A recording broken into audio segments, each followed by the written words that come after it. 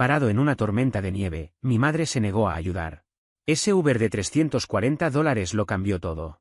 3 años después, me escribió, tu padre tuvo un infarto. Mi nombre es Jackson Caldwell y tengo 38 años. 3 años después de aquella noche, sentado en mi camioneta mientras la nieve se tragaba la carretera, mi teléfono volvió a encenderse con un mensaje suyo. Yo estaba en un turno tranquilo en la comisaría cuando lo leí. No había saludo. No había preguntas sobre mis hijos. Solo una crisis lanzada sobre mí, como si yo siguiera siendo el botón de emergencia de la familia. Aquí se ve una dinámica familiar donde una persona es utilizada como recurso funcional, no como individuo con límites propios. Para entender cómo llegamos a ese punto, tengo que volver al principio. Crecí en una casa modesta en las afueras de Denver. Desde afuera parecía una familia normal, jardín cuidado en primavera, una calabaza de plástico en otoño, luces de Navidad parpadeando como si quisiéramos demostrar que éramos felices. Pero dentro de la casa había reglas no escritas. Mi padre, Travis, trabajaba muchas horas haciendo mantenimiento para un distrito escolar. Era un hombre callado, de los que arreglan todo sin quejarse hasta que ya es demasiado tarde. Mi madre, Caroline, dirigía la casa como una gerente que nunca se desconectaba, aunque su estilo era simple, quien hacía más ruido, recibía más atención y recursos. Y luego estaba mi hermana, Kelsey. Kelsey era el sol, y el resto de nosotros orbitábamos alrededor de ella. No lo digo por celos infantiles. Lo digo porque esa dinámica no terminó cuando crecimos. Solo se volvió más cara. Uno de mis primeros recuerdos claros es una mañana de Navidad. Abrí una caja y encontré unos calcetines y un libro usado. Mi madre dijo que parecía algo que me gustaría. Kelsey abrió una guitarra eléctrica. No una de juguete, una real, con amplificador y todo. Mi padre me miró apenas un segundo, como cuando miras a un perro que te da lástima, aclaró la garganta y dijo: «Genial, ¿no?». Mi madre añadió: «Tiene talento, Jackson. Necesita apoyo». Yo tenía 9 años. Miré los calcetines y pensé, entonces yo no tengo talento, solo existo. Desde la infancia se establece una jerarquía afectiva donde el valor personal se mide por la atención recibida, no por los logros. En secundaria entré al cuadro de honor. Llegué a casa con el boletín en la mano, convencido de que eso importaba. Mi madre estaba al teléfono hablando de cómo Kelsey podría audicionar para un equipo de baile. Esperé con el papel sudando entre mis dedos. Cuando finalmente me miró, dijo: «Qué bien, cariño. Ponlo en el refrigerador». Nunca lo hizo. Una semana después, Kelsey no quedó en el equipo de baile y lloró como si el mundo se hubiera acabado. Mi madre la llevó al centro comercial y le compró ropa nueva para animarla. El mensaje fue claro: mi éxito era aburrido, su fracaso, una emergencia. La tercera escena que nunca olvido fue a los 16 años. La camioneta de mi padre se averió y necesitaba un coche para ir a trabajar a las 5 de la mañana. Mi madre me miró y dijo: «Jackson, tú puedes ir en autobús a la escuela». «¿Por qué Kelsey no puede ir en autobús?», pregunté. Me miró como si hubiera dicho algo obsceno. «Kelsey tiene ensayo. No empieces». Ese día entendí algo profundo: la justicia no formaba parte de nuestros valores familiares. La paz consistía en dejar que una persona ganara siempre. La desigualdad se normaliza como mecanismo de estabilidad, y cuestionarla se percibe como una amenaza al orden familiar. La única persona que llamó a eso por su nombre fue mi abuelo Earl, el padre de mi papá. Era un hombre de voz tranquila, manos que siempre olían a aceite y café, y paciencia infinita. A veces me recogía y me llevaba a un restaurante pequeño cerca de Colfax, donde me escuchaba como si mis palabras no fueran una carga. Un día, después de que mi madre me reprendiera por preguntar por qué Kelsey tenía un teléfono nuevo y yo no, el abuelo Earl me dijo: «Tu madre te quiere, chico. Pero tiene un punto ciego del tamaño de las montañas rocosas. No dejes que ese punto ciego sea todo tu cielo». No lo entendí del todo entonces, pero sentí que alguien estaba encendiendo la luz. Me hice policía en parte porque necesitaba estructura y en parte porque quería ser el tipo de hombre que se interpone entre el caos y las personas que ama. Entré al departamento de policía de Denver después de unos años en la universidad comunitaria y trabajos de seguridad. El trabajo me cambió. Me hizo mantener la calma en emergencias y perder la paciencia con las excusas. Me enseñó que si permites que alguien cruce una línea una y otra vez, no solo seguirá cruzándola, construirá una casa al otro lado y la llamará suya.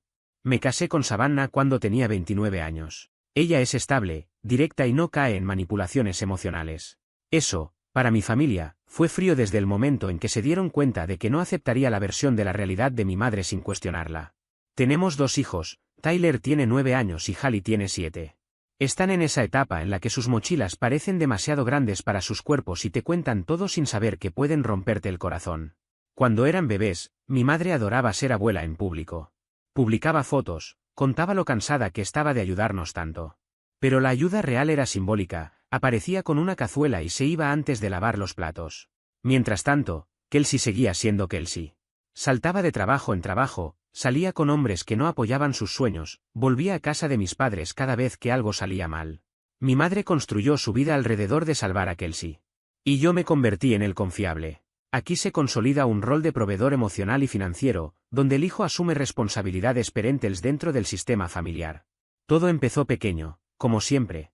Mi padre me llamó una vez. Tu madre está estresada por la factura del teléfono. ¿Puedes agregarnos a tu plan? Ahorraremos dinero. Acepté. Eran unos $180 al mes. Pensé que era temporal. Luego vino un préstamo para reparar el coche de Kelsey, $600. Después otros 900 porque el taller encontró más problemas. Luego mi madre pidió que cubriera el deducible del seguro dental de mi padre, $1,200. Después, Jackson, tu hermana está atrasada con el alquiler. Solo esta vez, $1,500. Siempre con el mismo discurso, la familia ayuda a la familia, no seas así, sabes que las cosas están difíciles. Las cosas siempre eran difíciles para ellos. Para mí, aparentemente, nunca. Yo era una herramienta, un recurso, una estantería sólida donde podían poner sus problemas. Savannah se dio cuenta antes que yo. Una noche, después de transferir $800 para pagar la electricidad atrasada de Kelsey, Savannah se sentó en la mesa de la cocina y me preguntó: ¿estamos financiando su vida? Yo respondí: no es así. Ella no levantó la voz. No discutió. Solo me miró como si estuviera esperando a que yo mismo aceptara la verdad. Y en el fondo, ya la sabía. Nunca se me quedó mirando así sin decir nada. Luego preguntó: entonces, ¿cómo se siente realmente? No tuve una respuesta simple. Lo que tenía era algo confuso, una mezcla incómoda de culpa, costumbre y una especie de esperanza absurda. Una parte infantil de mí seguía intentando ganarse un trato justo siendo útil, siendo el hijo responsable, el que siempre está ahí. Lo peor es que no solo enviaba dinero. También intenté ser responsable de esa manera obsesiva que tienen algunas personas que siempre piensan en qué pasaría si algo sale mal. Cuando compramos nuestra casa en Denver, no agregué a mi madre a la escritura ni nada tan extremo, pero tomé decisiones que, viéndolo ahora, eran intentos claros de demostrarles que confiaba en ellos. Por ejemplo, puse a mis padres como beneficiarios contingentes en una póliza de seguro de vida que tenía a través del trabajo. Si Savannah y los niños ya no estaban, el dinero iría a ellos. En ese momento me pareció algo normal. También le di acceso en pequeños detalles, tenía una llave de repuesto para emergencias, figuraba como contacto alternativo en el formulario de recogida escolar cuando Tyler estaba en kinder porque en ese entonces vivía más cerca del colegio que nosotros. E incluso permití que me convenciera de añadirla como usuaria autorizada en una de mis tarjetas de crédito, por si acaso. Más tarde entendí que ese de por si acaso significaba en realidad por si Kelsey necesitaba algo. Cada vez que intentaba poner límites, mi madre reaccionaba como si estuviera atacando su integridad moral. Recuerdo una tarde en que le dije que no podía volver a prestarle dinero a Kelsey porque necesitábamos reemplazar el sistema de calefacción antes del invierno. Su voz se volvió cortante. ¿Entonces tu hermana se congela? O aprende a organizarse, respondí. Se rió como si fuera una idea adorable. Jackson, eres demasiado rígido. No todo el mundo es como tú. Esa frase, no todo el mundo es como tú, se convirtió en su justificación para todo. Significaba que Kelsey no debía planificar, ahorrar ni asumir responsabilidades porque era sensible y creativa.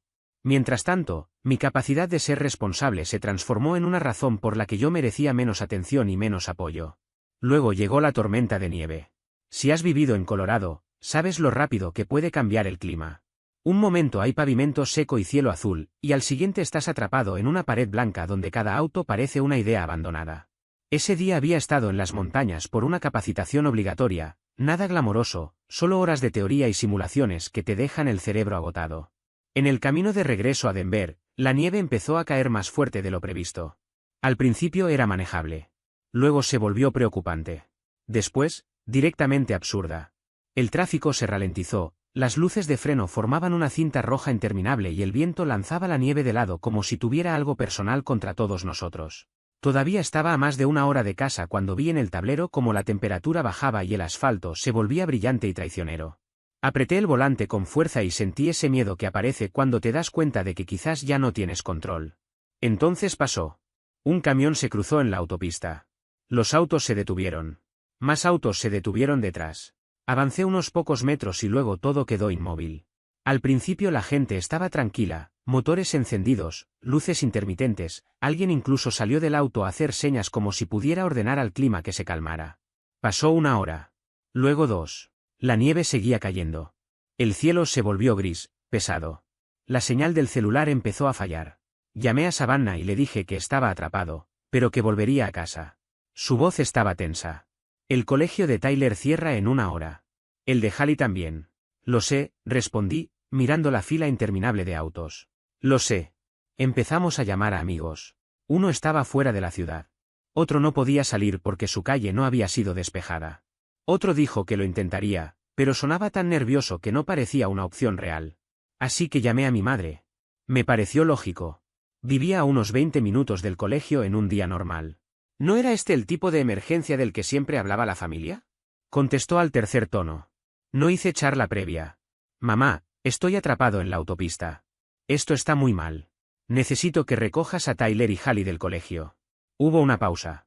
No una pausa reflexiva, sino esa pausa molesta de cuando interrumpes algo que considera más importante. Suspiró. Jackson. Mamá, esto no es opcional. No me estoy moviendo. Estoy literalmente varado. Otro suspiro, más fuerte. Estoy en la peluquería canina con el perro de Kelsey. Parpadeé. ¿Qué? Kelsey tenía que trabajar y me pidió ayuda. Estoy esperando a que terminen con Daisy. Intenté mantener la voz estable. Mamá, mis hijos estarán esperando a que alguien los recoja. Esto es una tormenta de nieve. Hizo un sonido de desaprobación con la lengua. Llama a un Uber. Miré el parabrisas, donde la nieve se acumulaba como una barricada lenta. ¿Estás hablando en serio? Jackson, no me hables así, su tono cambió al modo autoritario. Kelsey me necesita ahora. Sentí algo moverse en el pecho. No era rabia. Era algo más frío. Algo parecido a claridad. Mis hijos te necesitan, dije. Tus nietos. Suspiró como si le estuviera pidiendo que cargara un peso enorme. Llama a un Uber. No puedo hacerlo todo. Y entonces dijo la frase que todavía me hace temblar las manos cuando la recuerdo. Además, solo es recogerlos del colegio. Estás exagerando. Colgué antes de decir algo que se habría convertido en un grito frente a desconocidos en la carretera. Abrí la aplicación de Uber con los dedos entumecidos. La tarifa dinámica era una locura. Los colegios estaban al otro lado de la ciudad, la tormenta estaba paralizando todo y había pocos conductores disponibles. La opción más barata costaba $340. Me quedé mirando ese número con el estómago hundiéndose. Eso era comida, era una factura de servicios, era dinero para los ahorros de mis hijos. Pero no tenía alternativa. Confirmé el viaje.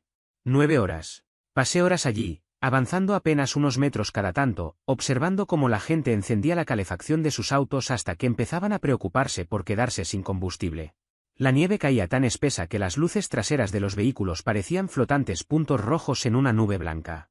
Veía a personas repartir barras de cereal, botellas de agua y mantas desde las ventanas, como si todos entendiéramos que estábamos en algo más grande que un simple embotellamiento. Un hombre en una camioneta Subaru se bajó sin dudarlo y empezó a empujar otros vehículos, resbalándose en el hielo, gritando instrucciones, actuando como si estuviera protagonizando una escena heroica sin darse cuenta. En algún punto, los patrulleros comenzaron a desviar a la gente en grupos pequeños para liberar la autopista, pero el proceso era lento, casi inútil frente a la magnitud del caos. Soy policía, pero no estaba trabajando en ese operativo. En ese momento no era un agente, no era nadie especial. No tenía radio. No tenía autoridad, no tenía control. Era solo otro hombre atrapado en una fila interminable, congelado, impotente, con las manos entumecidas sobre el volante y la mente atrapada en pensamientos que no podía frenar. Esa sensación de inutilidad me golpeó más fuerte que el frío. Savannah me escribió cuando llegó a casa. Uber las llevó. Están a salvo. Tyler estaba llorando. Hallie se quedó dormida en el camino. Leí el mensaje varias veces. Me quedé sentado en mi camioneta sin llorar, pero sentí como el lugar dentro de mí donde aún vivía la esperanza hacia mi madre se apagaba por completo, como una bombilla que parpadea por última vez antes de morir. No hubo explosión, ni rabia inmediata. Solo una especie de aceptación helada. Cuando finalmente llegué a casa, ya era tarde. Los niños estaban en pijama, con el cabello aún húmedo del baño. Savannah parecía agotada y furiosa, de esa manera silenciosa en la que se controla para no explotar porque ya está demasiado cansada para discutir. Tyler corrió hacia mí apenas me vio, como si hubiera estado esperando en la puerta todo el día, y me abrazó tan fuerte que me dolieron las costillas. Papá, pensé que no ibas a volver, dijo con la voz temblorosa, como si hubiera ensayado esa frase en su cabeza durante horas. Estoy aquí. Estoy aquí, le repetí, sosteniéndolo, respirando el olor a jabón de su pijama. Hallie murmuró algo incomprensible desde el sofá. La nieve golpeaba fuerte afuera, el viento hacía vibrar las ventanas, y ella se apoyó en mí como si yo fuera el único soporte que tenía en ese mundo caótico. La levanté con cuidado y la llevé a la cama. Se aferró a mi cuello como si yo fuera una cuerda de seguridad en medio de una tormenta. Después de que los niños se durmieron, Savannah y yo nos sentamos en la mesa de la cocina. La casa estaba en silencio, excepto por el sonido del calefactor encendiéndose y apagándose, un ruido mecánico que parecía marcar el ritmo de la noche. Savannah deslizó su teléfono hacia mí sin decir una palabra. En la pantalla estaba la publicación de mi madre en Facebook de ese mismo día. Una foto del perro de Kelsey recién arreglado, con un moño en la cabeza. El texto decía: trámites de día de nieve con mi niña Daisy. Lo que sea por mi bebé. Sentí algo parecido a una carcajada amarga en la garganta, pero no salió ningún sonido. No supe qué decir. Savannah rompió el silencio con una voz cansada, sin ira, sin sorpresa. Jackson, así es ella. Asentí despacio. No discutí. No defendí. No expliqué. Solo asentí. Luego me levanté, entré a nuestro despacho y encendí la computadora portátil. No lo hice con rabia. No lo hice con ganas de venganza. Lo hice con la misma frialdad con la que escribiría un informe policial después de un accidente fatal. Esa noche los eliminé de mi seguro de vida, de mi casa y de mi teléfono. Entré al portal de beneficios y cambié a los beneficiarios para que fueran Savannah y los niños. Y si algo les pasaba a todos, el dinero iría a un fideicomiso administrado por el hermano de Savannah, que es contador y no se deja manipular emocionalmente. Pensé en cada formulario como una evidencia, cada clic como una línea que trazaba entre lo que fue y lo que ya no sería. Entré al sitio del proveedor de telefonía y eliminé a mis padres y a Kelsey del plan familiar. Pagué sus dispositivos para que no hubiera excusas ni deudas compartidas. Programé el corte de sus líneas con fecha y hora exacta. A la mañana siguiente cambié las cerraduras y pedí al padre de Savannah, que es muy hábil con herramientas, que instalara un cerrojo adicional que había estado posponiendo durante meses. También revisé todos los lugares donde el nombre de mi madre figuraba en cualquier documento, contactos de emergencia en la escuela, formularios médicos, autorizaciones de recogida, todo. Cada cambio era una pequeña amputación de una relación que llevaba sangrando años. Cuando terminé, me recosté en la silla y sentí que por primera vez en mucho tiempo podía respirar sin peso en el pecho, sin esa sensación constante de deuda emocional. La reacción llegó rápido. Mi madre llamó furiosa cuando su teléfono dejó de funcionar. ¿Qué hiciste?, gritó, sin siquiera decir hola. Te eliminé de mi plan, respondí con calma. Su voz se elevó, aguda, casi histérica. ¿Cómo pudiste hacernos eso? Me dijiste que llamara un Uber en medio de una tormenta para tus nietos, contesté. Se quedó en silencio por un segundo. Luego dijo: no empieces con eso. Eso fue un día. Un solo día, repetí. Y me mostró todo. Kelsey me envió un mensaje larguísimo diciendo que estaba castigando a mamá, que actuaba como policía incluso en casa, que pensaba que era mejor que todos. Me llamó frío, arrogante, cruel. Mi padre no dijo nada. Su estilo siempre fue el silencio, que en realidad es otra forma de elegir al que grita más fuerte. Pero mi abuelo Earl sí llamó. ¿Estás bien?, preguntó con su tono grave y pausado. Le conté todo, el Uber, la peluquería del perro, la publicación. Guardó silencio un buen rato, tanto que pensé que se había cortado la llamada. Es una lección dura, hijo, dijo finalmente. Siento que los estoy traicionando. No los estás traicionando, respondió. Estás negándote a financiar la falta de respeto. Luego añadió, con la calma de alguien que ya ha visto demasiadas familias romperse. Ahora hazlo bien. Documentos, límites claros, sin discutir. El abuelo Earl siempre me ayudó de manera práctica y calmada. Llegó con una carpeta como si hubiera estado esperando este momento toda su vida. Había guardado copias de documentos familiares durante años porque nunca confió en el caos de mi madre. Nos sentamos en la mesa de la cocina y revisamos todo como si fuera evidencia en una investigación formal. Imprimimos extractos bancarios con transferencias. Recuperamos mensajes antiguos donde mi madre prometía que era la última vez y luego volvía a pedir dinero 2 semanas después. Hicimos una hoja de cálculo con todo lo que había enviado, 600 aquí, 900 allá, 1.500 por otro lado. 1.200, 100 por una emergencia veterinaria que en realidad era que Kelsey quería una jaula nueva. Ver los números juntos, alineados en filas ordenadas, fue más devastador que cualquier discusión. La cuantificación del abuso financiero transforma una experiencia emocional en evidencia objetiva, lo que permite cortar la negación y tomar decisiones basadas en hechos, no en culpa. No se trataba de avergonzar a nadie. Se trataba de dejar de engañarme a mí mismo. Un mes después hubo un evento familiar que lo sacó todo a la luz, la cena de jubilación de mi padre en un restaurante de Lakewood. Mi madre insistió en que fuéramos. Lo presentó como un nuevo comienzo, como una reconciliación simbólica. Savannah no quería ir. Yo tampoco. Pero el abuelo Earl dijo: a veces vas una vez para dejar claro que no eres el villano de su historia. Así que fuimos. El restaurante tenía esa iluminación tenue que suaviza los rostros y hace que todo parezca más amable de lo que realmente es. Mi madre llevaba una blusa elegante y actuaba como si fuéramos una familia perfecta frente a la anfitriona. Kelsey llegó tarde, dramática, hablando de lo difícil que había sido su semana, como si fuera la protagonista de una serie. Abrazó a mamá como si hubieran estado separadas por una guerra.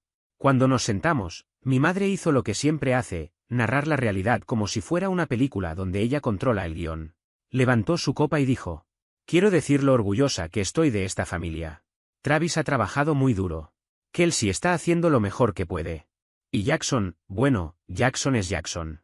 Todos rieron educadamente, como si fuera una broma inofensiva. Sentí la mano de Savannah sobre mi rodilla. No apretaba. Solo estaba ahí. Firme, presente, como un ancla. La presencia física de Savannah funciona como regulación emocional externa, estabilizando la respuesta del protagonista ante la manipulación pública. Mi madre continuó: y también quiero decir que últimamente ha sido difícil porque algunas personas han tomado decisiones que han lastimado a la familia. Sus ojos se clavaron en mí. Kelsey suspiró de forma teatral. Ni siquiera tenemos teléfonos ahora porque alguien decidió tener un viaje de poder. Miré a mi padre. Él miraba su plato, concentrado en cortar su carne como si fuera una tarea compleja que requería toda su atención. Mi madre añadió: Jackson cree que porque tiene una placa puede castigar a la gente. Nos cortó por un malentendido. Escuchar esa versión en público, como si yo fuera el inestable, me produjo esa calma fría en el estómago que solo aparece cuando ya no te importa ser malinterpretado. Antes de continuar, le digo a quien esté leyendo esto: si alguna vez has estado en una mesa donde tu familia cuenta una historia que te convierte en el monstruo, sabes lo tentador que es gritar, defenderte, explicar cada detalle. Yo no grité. Dejé el tenedor, levanté la mirada y dije: no fue un malentendido. La sonrisa de mi madre se congeló, rígida, como una máscara que se rompe. Jackson, no esta noche. En realidad, esta noche es perfecta, ya que tú lo sacaste, respondí. Kelsey puso los ojos en blanco, como si estuviera cansada de mi existencia. Giré un poco el cuerpo para hablarle a toda la mesa, no solo a mi madre, sino a la realidad misma. Estuve varado en la primera 7 durante 9 horas en una tormenta de nieve. Llamé a mi madre y le pedí que recogiera a mis hijos en la escuela. Ella me dijo que estaba supervisando cómo arreglaban al perro de Kelsey y que pidiera un Uber. Mi madre abrió la boca, pero yo no me detuve. Pedí el Uber. Costó $340. Mis hijos estaban sentados allí, asustados, porque su padre no podía llegar a ellos y su abuela había priorizado una cita para un perro. La cara de mi madre se puso roja. Jackson, lo estás diciendo como si fuera algo terrible, dijo. Así fue, respondí. Y ese fue el momento en que entendí que, cuando realmente importa, no soy tu hijo. Soy tu solución conveniente. Mi abuelo Earl, que estaba sentado a mi lado, carraspeó. No solía intervenir frente a todos, pero cuando hablaba, sus palabras caían como un martillo. Caroline, si elegiste al perro, dijo con calma. Yo también estaba al teléfono con Jackson ese día. No reescribas la historia. Mi madre lo miró como si la hubiera traicionado. Kelsey chasqueó la lengua. Abuelo, no te metas en esto. Earl la miró fijamente. No. Luego tocó la carpeta que había traído y que insistió en llevar por si acaso. No la usó como un arma, no levantó la voz. Simplemente la abrió con calma y deslizó una hoja hacia mi padre. Era la hoja de cálculo. Fechas, cantidades, notas. 87 transferencias en varios años. El total era un número que me retorció el estómago cuando lo vi todo junto. La exposición de datos concretos rompe la narrativa emocional y fuerza a la familia a confrontar una realidad que ya no puede reinterpretarse. Los ojos de mi padre recorrieron el papel. Su mandíbula se tensó. Mi madre lo miró como si fuera una ofensa personal. ¿Qué es esto?, preguntó. Esto es lo que he estado haciendo, dije. En silencio, mientras me trataban como una molestia. Kelsey se burló. Nadie te pidió que lo hicieras. Somos tus padres, interrumpió mi madre con rapidez. Y yo era su hijo, respondí, sin perder la calma. Pero cuando les pedí ayuda una sola vez con mis hijos, suspiraste como si estuviera molestándote. Mi padre habló por primera vez, y su voz fue pequeña, casi insegura. Caroline, debiste haber ido. Mi madre se giró hacia él de inmediato. Travis, no empieces. Él se encogió. Ese gesto me dijo más sobre su matrimonio de lo que cualquier conversación podría haberlo hecho. Lo miré directamente. No estoy castigando a nadie. Estoy protegiendo a mis hijos y a mi esposa. Ese es mi trabajo. Esa es mi responsabilidad. Los ojos de mi madre se humedecieron, pero no con tristeza suave, sino con ira contenida. Entonces, ¿qué? ¿Ahora estamos muertos para ti? Ustedes se hicieron inaccesibles cuando importaba, respondí. Yo solo estoy haciendo que los documentos reflejen la realidad. Nos fuimos poco después. Sin una escena dramática. Pagamos nuestra parte. Le deseamos feliz jubilación a mi padre en voz baja. Salimos al aire frío como personas que abandonan una sala de tribunal después de una sentencia. La salida sin confrontación emocional refuerza el cambio de poder, el protagonista ya no busca validación, solo ejecución de límites. Las consecuencias fueron exactamente las que imaginé. Llamadas furiosas, mensajes largos, familiares que casi no me hablaban de repente escribiéndome sobre perdón y familia. La hermana de mi madre me dijo: tu madre está destrozada. No discutí. Ese fue el punto clave. Cada vez que alguien intentaba arrastrarme a un debate, repetía lo mismo. Esto no está en discusión. Por favor, respeten mi decisión. Cuando mi madre intentó manipular directamente a Savannah, ella respondió: no vamos a hablar de esto. Y la bloqueó. Kelsey publicó cosas ambiguas en redes sobre personas tóxicas y cómo la sangre no siempre es familia. Lo cual era irónico viniendo de ella. Mi padre llamó una noche tarde. Su voz sonaba cansada. Jackson, tu madre está muy afectada. Papá, ¿estás bien? Hizo una pausa. Estoy bien. Eso era el lenguaje de mi padre para decir que no quería admitir que no estaba bien. Puedes hablar conmigo, le dije, pero ya no voy a financiar la vida de Kelsey, y mamá no tiene derecho a mis recursos. No discutió. No estuvo de acuerdo. Solo dijo: está bien. Como alguien que deja una caja pesada en el suelo, pero aún quiere reconocimiento por haberla cargado. Durante los siguientes 3 años, mi vida se volvió más silenciosa, y de la mejor manera posible. Nos enfocamos en nuestros hijos. Entrené al equipo infantil de Tyler. Savannah y yo dejamos de pelear por dinero porque ya no había drenajes misteriosos. Creé un fondo de emergencia real. Abrí cuentas universitarias. Dormía mejor. Mi abuelo Earl se mantuvo cerca. Venía a casa, tomaba café conmigo en el garaje mientras yo arreglaba cosas pequeñas, y decía: la paz se siente rara cuando no estás acostumbrado, ¿verdad? Y tenía razón. Al principio, la paz se sentía como esperar el siguiente golpe. Como la calma antes de la tormenta. Pero con el tiempo, la paz empezó a sentirse normal. Entonces llegó el mensaje. Tu padre tuvo un infarto. Era un martes por la tarde. Estaba en mi escritorio en la comisaría terminando un informe cuando el teléfono vibró. Vi el nombre de mi madre en la pantalla. Por un segundo, mi cuerpo reaccionó como siempre lo hacía antes, esa preparación automática para saltar y resolver todo. Luego leí las palabras y sentí un peso diferente. A pesar de todo, seguía siendo mi padre. Salí al pasillo y llamé a Savannah para decírselo. No me dijo qué hacer. Solo dijo: lo que decidas, estoy contigo. Miré el mensaje de mi madre durante un minuto completo, observando cómo aparecía y desaparecía el indicador de escritura, como si esperara acceso inmediato. 3 años antes, yo había estado varado y desesperado, y ella había suspirado como si mis hijos fueran una molestia. Ahora tenía una emergencia y quería de vuelta al hijo confiable. Le respondí: lamento escuchar eso. Espero que se recupere. Envíame el hospital y el número de habitación. Contactaré a papá directamente cuando esté estable. No estoy disponible para nada más. Para traslados o mandados, por favor, pídeselo a Kelsey. Presioné enviar. Ella respondió de inmediato. ¡Guau! ¡Qué frío! No respondí. Ese era el anzuelo. Cuando tuve los datos, llamé al hospital, consulté las normas de visita y pedí que me comunicaran con él. Tardaron varios minutos en localizarlo. Cuando finalmente escuché su voz, era más baja de lo que recordaba, como si cada palabra le costara un esfuerzo consciente. Hola, hijo. Me quedé en silencio unos segundos, acomodando las emociones que no esperaba sentir. No era enojo, ni tristeza pura. Era algo más complejo, una mezcla de distancia y un vínculo que nunca desaparece del todo. Solo quería saber cómo estás, le dije. Estoy cansado, pero vivo, respondió, intentando sonar ligero. Hablamos de cosas triviales. Del clima, de los niños, de cómo seguía el equipo de béisbol local. Evitamos el pasado como si fuera una habitación con la puerta cerrada. No era el momento para abrirla. Colgué sin promesas, sin reproches, sin discursos. Simplemente colgué. Esa noche, me senté en el porche con Savannah. El viento era frío, pero el silencio era cómodo. Ella no me preguntó si iba a ir a verlo ni si pensaba ayudar a mi madre.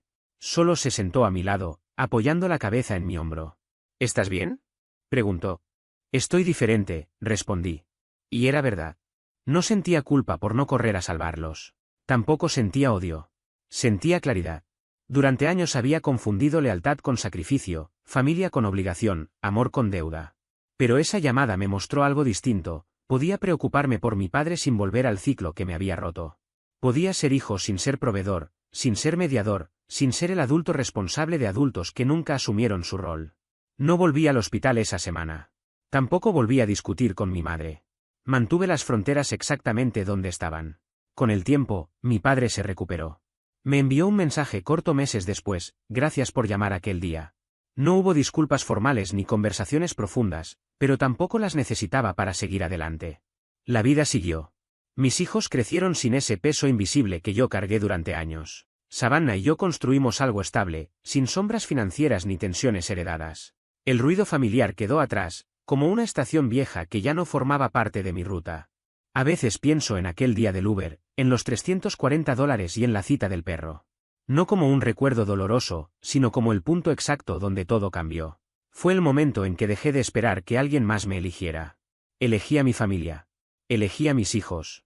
Elegí a mi esposa. Y, por primera vez, también me elegí a mí mismo.